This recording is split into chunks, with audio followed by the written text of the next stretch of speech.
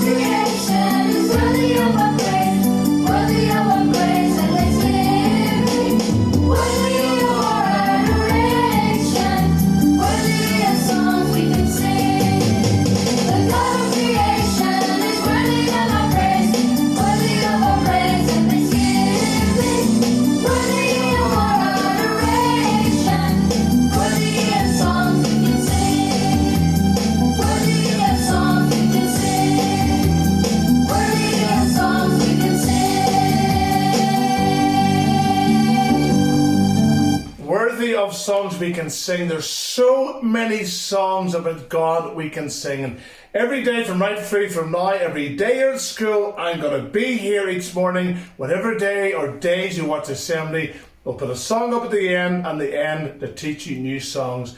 And if you're able to sing, sing, and if not, try to learn the words. Okay, ready to look at some of the exotic animals? How many of them will you be able to recognize before I tell you what they are? Welcome to the pet farm. Exotic animals, birds, wildlife. We're in County Fermanagh, and just outside Lisnaskea. And it's amazing when you're driving up and down the roads and just pull off the beaten track and drive up a beautiful alleyway. The fields all around, and just up as we drive up this lane, you can see the boxes in the distance. You can see the animals, all sorts of wildlife. And Northern Ireland is known as a very generous country, not just a very missionary-minded country for sending people out to other countries to help people, but also to allow people to come to live here, but also to allow animals to come and live here, because it's a very good country for animals to live. We're going to have a look and see what type of animals we can find and see if I can recognise any of them. Some of them are a little bit different than cows and horses and sheep that we might normally see in our farms. So we're going to look at some of the birds here. I really like these. These are called runners from India. See the big long necks? And they can run really, really fast. Runners. And these beautiful ones here, the lovely yellow and orange. And look at the stripes, the colours. These birds come from China. Red Goldens are called. There's all sorts of animals. There's birds, there's rabbits, there's peacocks. And we're going to find out. So far we've seen a pheasant from India. And I've got some ducks from Asia. So if you go to Nepal, India, you'll find some of these beautiful monal pheasants. Lovely colours. Here's a wee rabbit. This wee rabbit's called Zach. Zach the rabbit. Hello, Zach. Wee baby one. What's Zach's girlfriend called? This is me, Bella. They're good wee friends. So these are Himalayan mammals, the pheasant family. This is Casper the ghost pheasant. Look at the beautiful colours. Yes, here's a wee rave. Look at the big long tail, but he's quite cross. If I was to put my foot up, you bite my big toe off. So you have to be careful, but very, very beautiful. Look at the beautiful colours, the blue, the green, the white, the brown. These all come from India. You can trace most peacocks back to India. This is called the Indian blue. You can see the beautiful breast, the neck and the head, and the white peahen. These are rhea. These are from South America. They're the third largest bird in the world. They do about 30 miles an hour. I mean, imagine them chasing me. 42 on the wind's behind them. Oh, do you know what this little creature is? It's a raccoon. They're nocturnal, which means they sleep and rest during the day. Then come night time, they're alive. But their little fingerprints are almost like humans. So sometimes they can get accused of robbery and breaking in. They've got many different sounds, about 72 different calls and over 200 different sounds. Just like very unusual. They come from North America. Children, this is a perfect lesson for you. These raccoons, do you know they have to find water and they wash their hands before they eat? Do you do that? When I was a wee boy, I was taught, wash your hands before you eat. And if your mum wasn't looking, you just ate anyway. Imagine taking lessons from a raccoon. Good on you. You see what I mean? Wash your hands. These two pigs they're Kune pigs. They come from New Zealand. Sebastian and Louise, Mr. and Mrs. The type of pig, they don't really muck up the ground. They normally just graze the grass, but it's been quite wet and you can see the weight of the pig tramps it down. If you look at Sebastian's teeth, you can see he's got tusk. That's how you know it's a male. It's got the tusk out the side. So these are two fallow deer. These have been rescued and looked after, and they get the wee treats. He likes to eat everything. Here, baby Bambi and wee Ruby. You see the wee horns are just starting to grow there. I would say they're fast runners. This wee deer is called Rudolph. I don't have any carrots for Rudolph, but I've got some wheat and bread. Hey, Rudolph, do you want some bread? This one. So now we've got the second biggest bird in the world. It's an emu. And you can see the size of it. You nearly think they come from the dinosaur family. Just look at the feet. You can see the big... I wouldn't fancy biting my finger off, so I'm just going to throw. The brain is actually smaller than their eye, so they don't have a big brain, a pea brain. This bird can run 32 miles an hour. Can you believe that? Most speed limits are 30. He would overtake the cars on the town. This is Skippy the wallaby from Australia. Wow, almost feel like I'm in Australia seeing a wee wallaby. Like a baby kangaroo, bounces at 42 miles an hour. Can you believe it? Doink, doink, doink, doink, doink. Millie and Tilly. Nah. These are wee goats, or African pygmy goats. Whenever you see the word pygmy, means small, so they're a small goat. We've got Gary and Mia. Gary's the daddy and Mia's the mummy. Do you see the way they're like wee boys in school? They don't like the other one getting something and might push them away. That's not a nice thing to do, so I'm going to distract him. See, he knows. This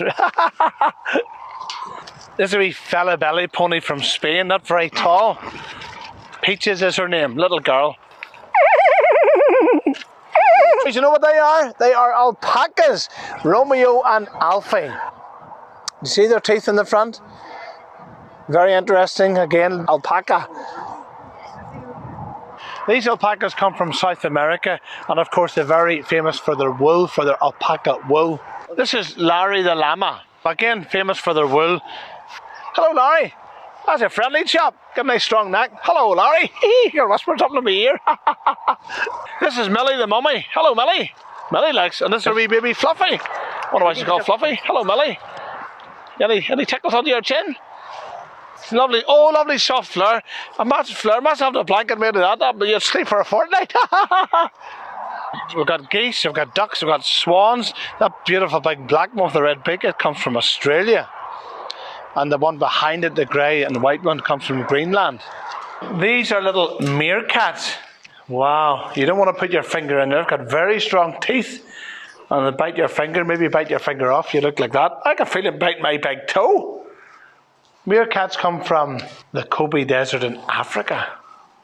These wee birds are called quail, and that's a quail egg. It reminds me of the story when Moses was taking the children of Israel through the wilderness. They wanted food, and they got manna, which is bread, and God sent the quails, thousands of little chubby birds, for them to cook and eat. So these are the little quails that was talked about.